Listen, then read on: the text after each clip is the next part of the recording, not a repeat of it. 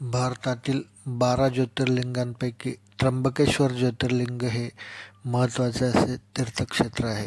त्र्यंबकेश्वर मंदिर हे 1740 ते 1760 या काळात बांधले होते. नाशिकला येण्यासाठी देशभरातून रेल्वे सेवा उपलब्ध आहे. नाशिक रोड रेल्वे स्टेशन येथून त्र्यंबकेश्वर 37 किलोमीटर अंतरावर आहे.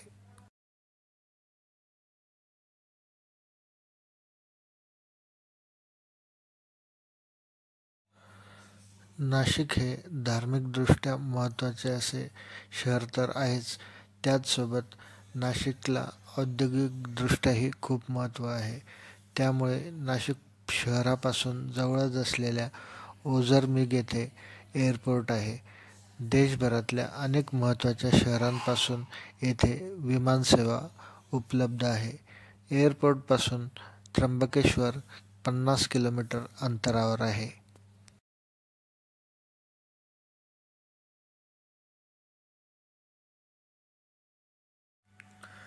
दर्शनासाठी बाहेरगावाहून त्र्यंबकेश्वरला येणाऱ्या भाविकांसाठी 1,000 रुपये ते 3,000 रुपये दरम्यान दरात चांगल्या प्रकारची निवास व्यवस्था असलेले अनेक हॉटेल्स उपलब्ध आहेत. त्र्यंबकेश्वर शहर ब्रह्मगिरी पर्वताच्या पायथ्याशी असून त्याची उंची समुद्र सपाटीपासून 3,000 फूट इतकी आहे.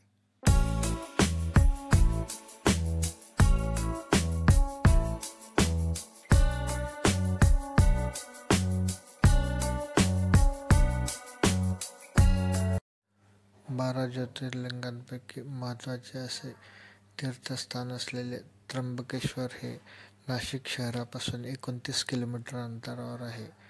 येथे येण्यासाठी राज्य परिवहन महामंडळाच्या अनेक सिटी बसेस उपलब्ध आहेत.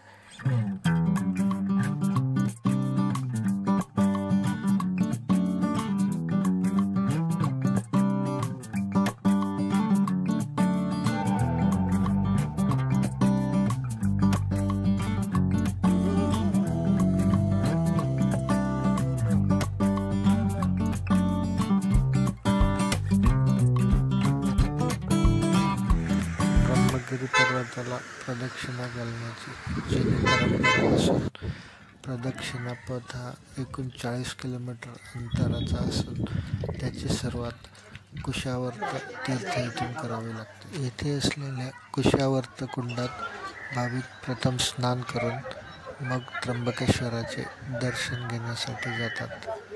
त्र्यंबकेश्वर येथे दर 12 वर्षातून एकदा कुंभमेळा भरतो, म्हणून त्याला विशेष असे धार्मिक महत्त्व आहे. शैव संप्रदायाचे साधू या कुशावर्त कुंडावरच शाही स्नान करतात, तर वैष्णव संप्रदायाचे साधू नाशिकला रामकुंडावर शाही स्नान करतात. नाशिकमध्ये कुंभमेळा ऑगस्ट ते ऑक्टोबर 2027 मध्ये भरणार आहे. 200 रुपये दरात VIP पासेस उपलब्ध आहेत. विशेषतः बाहेरगावाहून आलेल्या भाविकांसाठी ज्यांच्याकडे वेळेची कमतरता आहे किंवा ज्यांच्यासोबत वयोवृद्ध व्यक्ती आहेत, त्यांच्यासाठी हे पासेस सहाय्यक ठरू शकतात. अन्यथा सामान्य रांगेत 2 ते 3 तास प्रतीक्षा केल्यानंतरही दर्शन सहज होते. गर्दीच्या वेळी दर्शन रांगेत उभे राहण्यासाठीही ट्रस्टमार्फत चांगल्या प्रकारची बैठक व्यवस्था केलेली आहे. आम्ही मात्र सामान्य रांगेत उभे राहून दर्शन घेण्याचा पर्याय निवडला. दर्शन रांगेत लाईव्ह दर्शनची सुविधा उपलब्ध असल्याने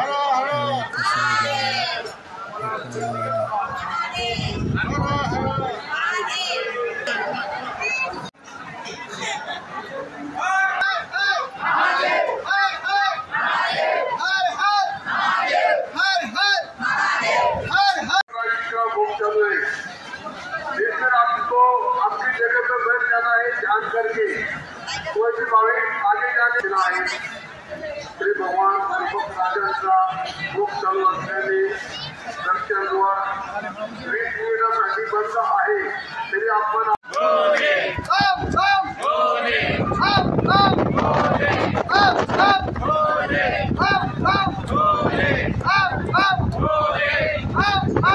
Hare पेन्शन रांगेत सोबत असलेल्या काकांचा या वयातील उत्साह पाहून सर्वांना स्फूर्ती मिळाली आणि वेळ कसा निघून गेला हे कळलं सुद्धा नाही.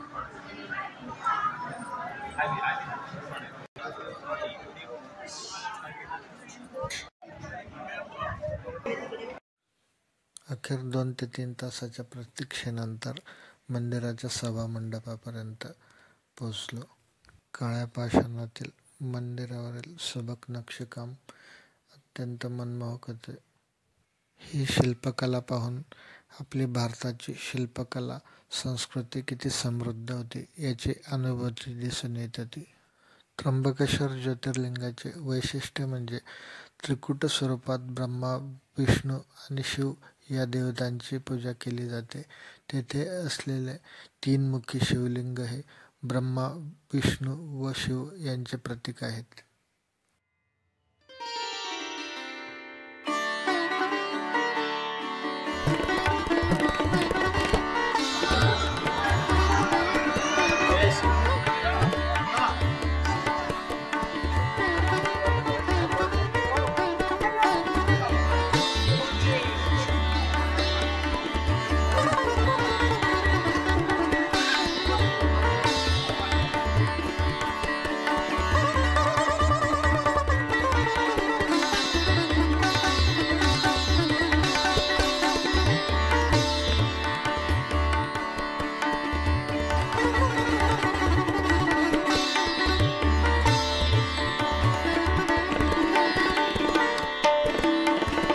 मंदिराचे बांधकाम हेमाडपंथी पद्धतीचे असून या मंदिरा परिसरात निवृत्तीनाथ महाराजांचे समाधी मंदिर देखील आहे, ज्यामुळे या स्थळाला वारकरी संप्रदायातही महत्त्व आहे.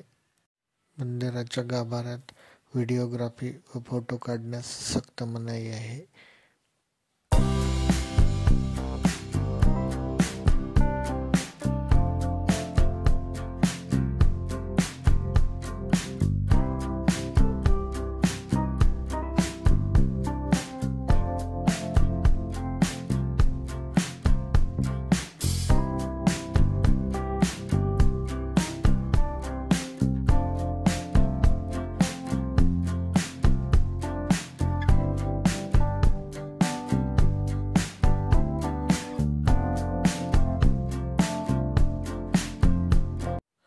मंदिराच्या आवाराबाहेर येतात गायत्री माता मंदिर आहे. मंदिर प्रांगणाबाहेर पडताच आपल्याला इथे बाजारपेठेत पूजा साहित्य, धर्मग्रंथ, पुस्तके व खेळण्यांच्या दुकाने थाटलेली दिसून येतात.